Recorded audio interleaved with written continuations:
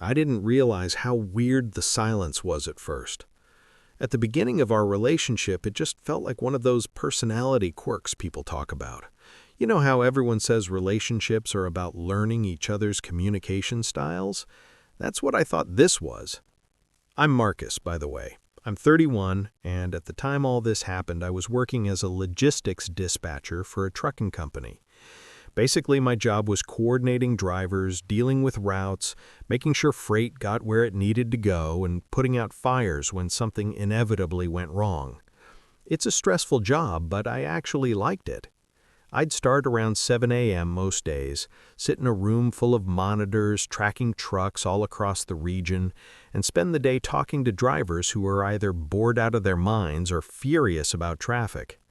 After a while, you develop thick skin and pretty good people skills, because half the job is calming people down, which is kind of ironic considering how bad I ended up being at dealing with my own relationship. I met my girlfriend Natalie about a year before things started falling apart. We met through a mutual friend at a birthday party.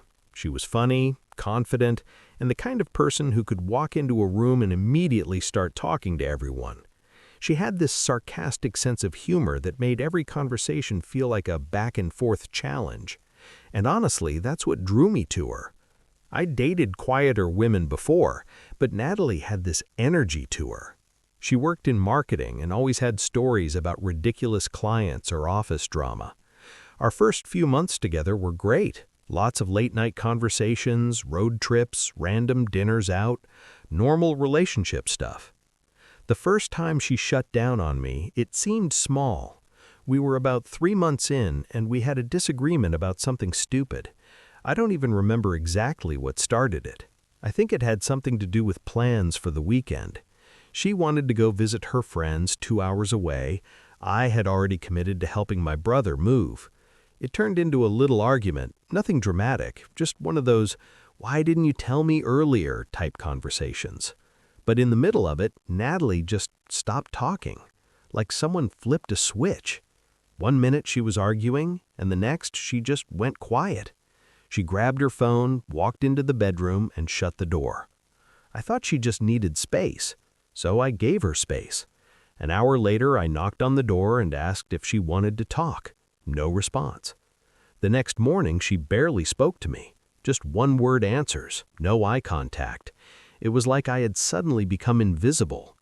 After about 2 days of this, I apologized, even though I wasn't really sure what I was apologizing for. As soon as I said sorry, it was like the tension disappeared. Natalie smiled again, she started talking normally, everything went back to how it was before. At the time, I thought we had resolved the argument. Looking back now, I think that was the moment she learned the system worked. Because after that, it kept happening. Every time we disagreed about something, she would completely shut down. And I don't mean she'd take a few hours to cool off. I mean days. Total silence. No texting, no conversation, no acknowledgement that I even existed in the same apartment. The first few times it happened, I blamed myself.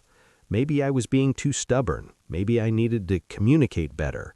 Maybe I should just apologize sooner so we could move on. So that's what I did. Eventually, I started apologizing faster, sometimes within hours, because living in that silence felt awful. If you've never experienced it, it's hard to explain how uncomfortable it is to live with someone who's deliberately ignoring you. You start questioning everything. Did I push too hard? Was I disrespectful? Am I overreacting? And the worst part is, you can't actually solve anything because the other person refuses to talk. After about 6 months, I realized something strange. We never actually resolved any arguments. We never sat down and worked through disagreements. The pattern was always the same. Argument, silence, me apologizing, things going back to normal. But nothing actually changed. And the more I thought about it, the more it started to bother me. One night, the pattern repeated again. This time, it was about money. Natalie had been ordering a lot of stuff online. clothes, decorations, random things for the apartment. I mentioned that maybe we should slow down a bit because we were both trying to save for a vacation later that year. It wasn't even a criticism, just a conversation, but her reaction was immediate. Her face went cold, and she said, "So now you're controlling what I buy?" I told her that wasn't what I meant, and right there, mid-conversation, she just stopped talking. Phone out, silent treatment engaged. For the next 3 days, she didn't say a single word to me, not one. And something about that time felt different, because instead of apologizing right away, I waited. Part of me wanted to see how long it would last if I didn't chase after her. Day 1 passed, nothing. Day 2 passed, still nothing. By day 3, the apartment felt like a ghost town. And that's when something clicked in my head. This wasn't conflict avoidance. This wasn't someone who needed time to cool down. This was control. Natalie wasn't ignoring me because she was overwhelmed. She was ignoring me because she knew it forced me to come crawling back. The silence made me uncomfortable enough that I would eventually apologize just to make it stop, even if I wasn't actually wrong. Once I realized that, I started noticing other patterns. Arguments only ended when I gave in. My opinion slowly disappeared from decisions, and anytime I pushed back on something, the silence returned. It was like a reset button she could press whenever she wanted the relationship to swing back in her favor. And the worst part, I had been participating in it the whole time. About a week after that realization, we had another disagreement, this time about her coworker Josh. She talked a lot about him. Too much, honestly. Late-night texts, constant mentions of things they did at work together. I finally said something, not accusatory, just honest. "Hey, I feel like you and Josh talk a lot outside work." That was it. Her expression changed instantly, and just like clockwork, silence. She walked away and closed the bedroom door. But this time, I didn't chase her. I didn't knock on the door. I didn't apologize. 2 days went by, then 3, then 4, and eventually Natalie came out of the bedroom and asked, "Are you going to apologize or what?" That question told me everything I needed to know. Not, "Can we talk?" Not, "How are you feeling?" Just an expectation, like the script had been broken and she was waiting for me to get back on cue. I looked at her and said something that surprised even me.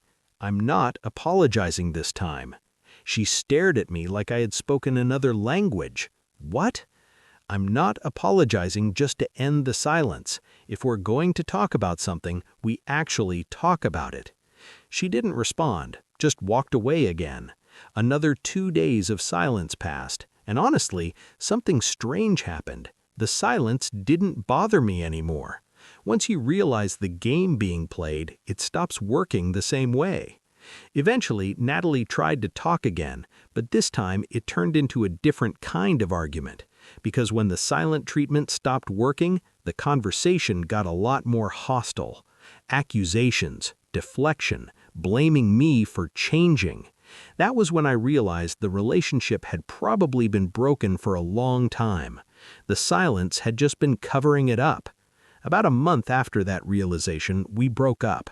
It wasn't dramatic, just a long conversation where neither of us could pretend things were working anymore. Looking back now, the weirdest part is how long it took me to see what was happening. Because silence can feel like conflict avoidance, but sometimes it's something else entirely. Sometimes silence isn't about peace. Sometimes it's about power. And once you realize that, you can't unsee it.